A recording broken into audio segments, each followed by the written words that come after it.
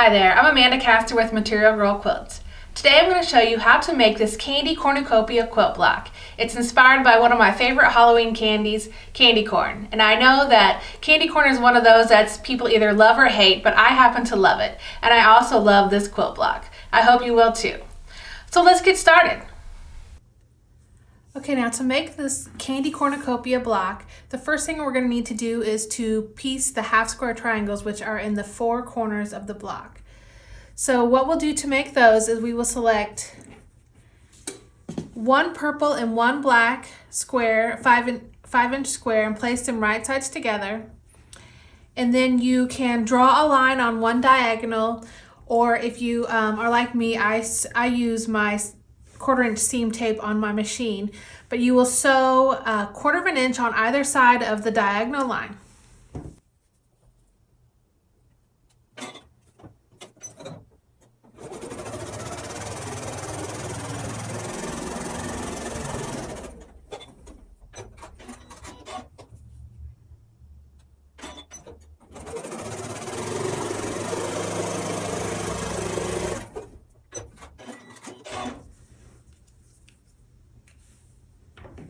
And once you have sewn on either side of the diagonal, you're going to cut a part directly on the diagonal.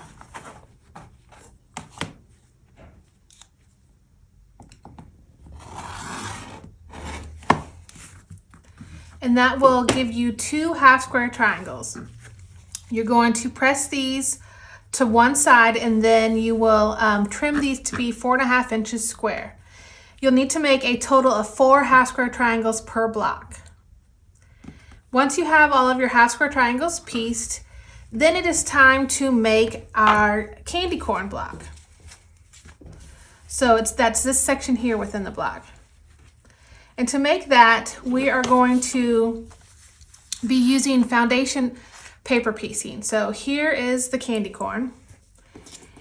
And if you have never done foundation paper piecing, what you're going to do is you will print off the templates in the pattern, and you will need 4 templates per block.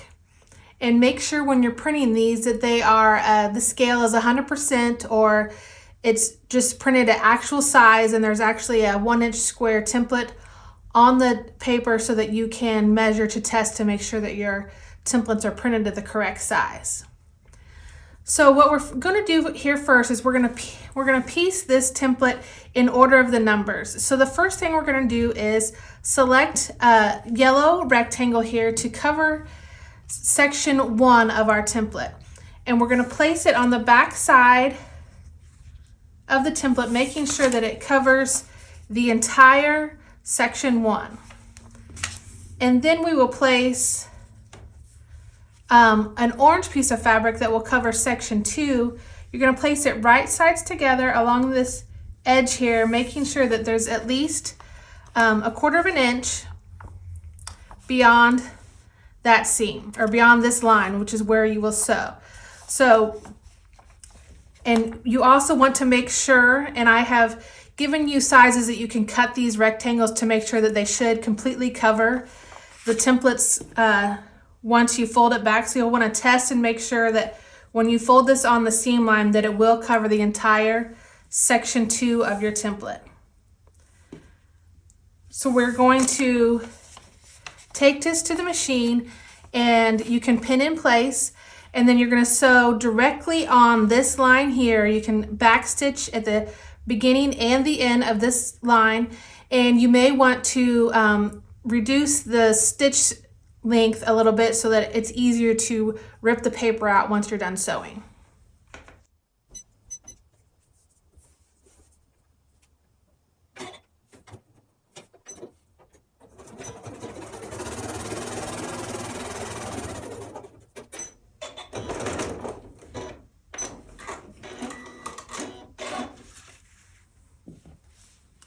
Okay, so you can see we've sewn directly on the line, and then when we pull it back, it covers, and it's hard to see because I don't have a light board here, but it covers that entire section 2.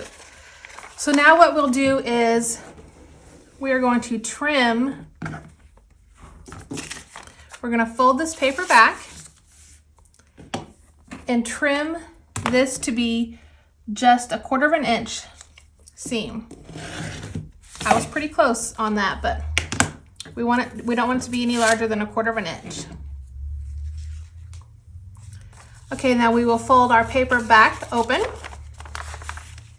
and I'm going to bring this pressing mat here.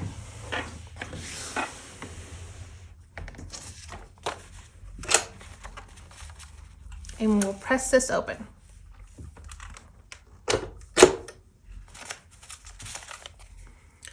Okay, now the next piece that we're going to sew on is number 3, which is the white. And so we want to make sure that we are,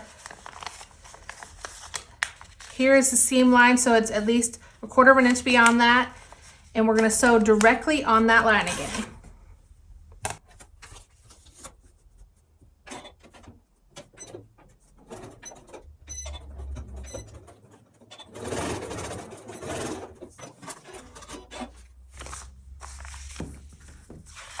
And again, we will fold this paper back on the seam line and trim it to 1/4 inch.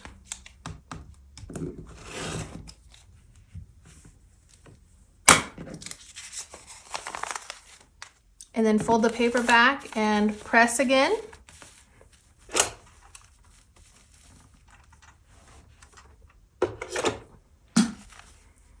And then now we just have the last 2 sides, so sections 4 and 5, and those will be the black, which are kind of the background fabrics for this block.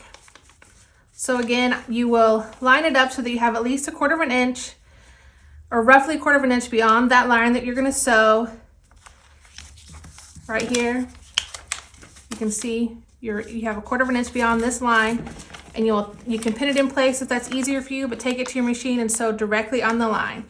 And you should note that when you have a line that goes into the seam allowance here, and as you can see, this dotted line around the outside is the 1/4 inch seam allowance for these templates.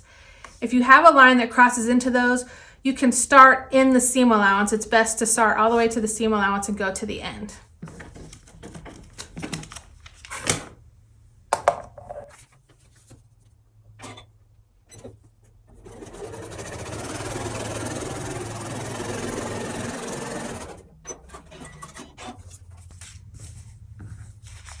Again, we will fold the paper back, trim to 1/4 inch,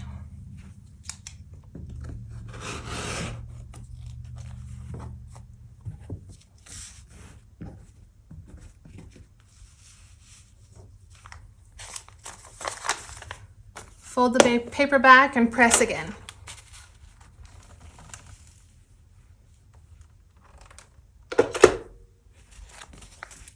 Now one last side. Again, placing it so that it's roughly 1/4 inch beyond this line here where we're going to sew.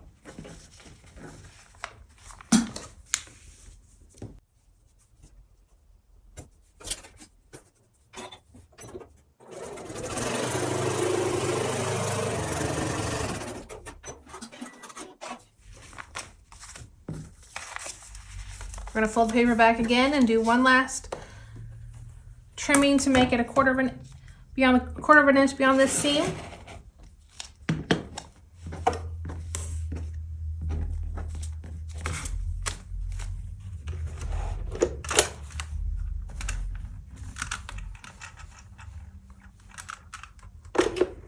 And once it's pressed, then you can take this to your mat again, and you're going to trim around on the dotted line so that it is 4.5 inches square.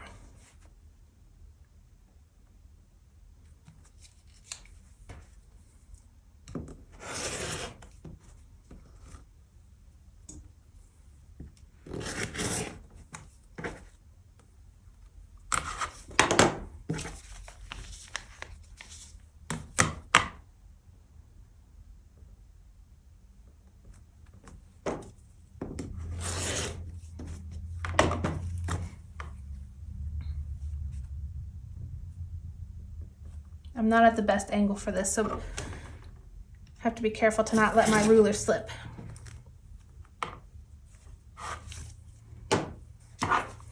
Okay, so here is the finished candy corn template, and you can remove the papers as I've done here before you piece them into the block. And so we can pull this block back and see that you will have a total of 4 candy corns and 4 half square triangles for the block, and then you also need 1 center 4.5 inch purple square. And you'll lay them out into 3 units per row and then sew the rows together to complete the block. And your block will measure 12.5 inches. Now, as a reminder, if you are a member of Material Girl Society, you have access to the PDF download for this block pattern. And also, if you aren't a fan of the entire block, but would just like to make your own little 4-inch finished candy corns, that template is included in the pattern as well. If you aren't a member of Material Girl Society, head to my website, materialgirlquilts.com, and click on the membership option in the top menu to learn more. Now, I've shown you how to make this block, but what are you going to do with it? Me, I decided to make 4 blocks and turn it into a table runner. I added some 2-inch finished sashing and cornerstones to this, and I'm hoping to get this quilted this weekend and then get it out on the table with a big bowl of candy corn sitting on top. There's also, I want to show you another block layout that changes kind of the look of this entire block completely. So here are the 2 different layouts for this block. All you have to do in the second block option is rotate the direction of the half square triangles in the corners of each block. And here are the 2 different blocks shown in the table runner format, included the 2-inch sashing, and here they are shown with more completed blocks sewn into a quilt. I hope you enjoyed this video, and if you did, please make sure you click the like button and subscribe so that you don't miss any tutorials going forward. Thank you so much for watching, and see you next time.